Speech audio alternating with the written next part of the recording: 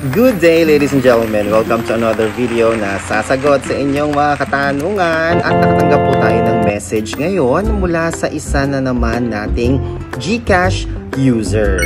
Sabi niya, need po ba na naka-orange color yung limited time offer para makapag-loan?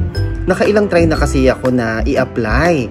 Nagsa-successful and waiting for confirmation na lang. Pero bumabalik din dyan sa offer after ilang hours. Thanks in advance po. Dati kasi naka-instant disburse naman pag naglo-loan po ako. May mga ganyan talagang pagkakataon mga kaibigan na merong pinapakita sa ating G-Loan Management page na limited time offer. Subalit hindi pa po natin magamit kahit na nag-get started po tayo.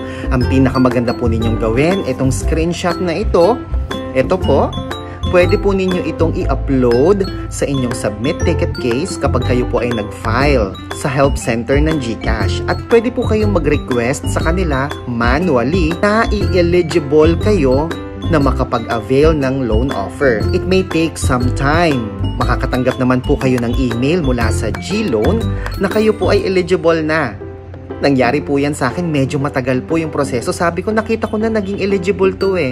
Nakita ko na nag-open siya. Nag-email na sa akin actually. Subalit, hindi ko pa rin siya magamit-gamit. Nagkataon po kasi that time, nag-eligible po ako sa G-Credit at naging eligible po ako sa G-Loan. Nung ginamit ko yung aking G-Credit, bigla namang nawala ang eligibility ko sa G-Loan.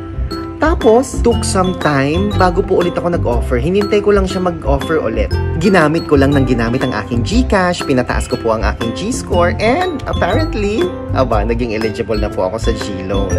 So, ang ma-advise ko sa iyo, mag-submit ticket case ka sa GCash Help Center para maging eligible na ang iyong G-Loan. Ako po si Chico. Enjoy the rest of the day and God bless po.